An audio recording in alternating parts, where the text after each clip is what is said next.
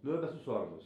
Qardaş, mən rükudan sonra əllərimi bağlayıram və bəziləri bunu görüb mənə xavarc deyirlər. Bu nə qədər doğrudur? Allahu Akbar.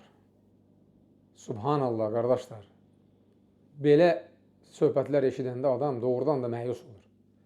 Adam sünniyə əməl edir. Kənardan baxan bəzi təqlidçilər kimlərinsə sözü ilə həmin adamı xavaric hesab edir. Ayıb olsun. Bu məsələdə iki rəy var. Bir qism alimlər deyir ki, rukudan qalxanda əlini bağlaya bilərsən, bir qism alimlər deyir ki, aça bilərsən. Yəni, hər ikisi sünnədir.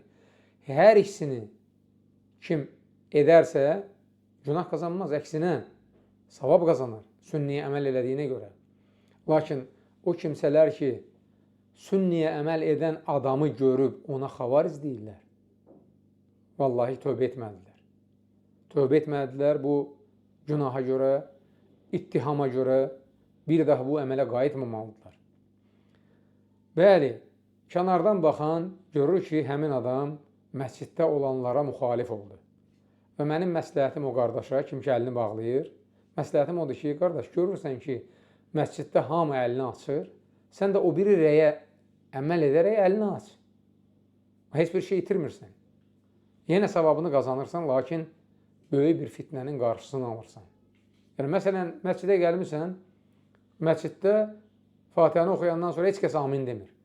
Sən bilərəkdən tək amin deyib, o məsciddə niyə fitnə salmalısan ki?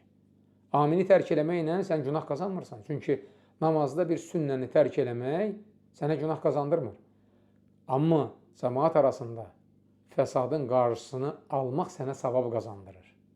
Yaxşı olar ki, fəsadın qarşısını almaq üçün savab qazanmağa tələsəsən.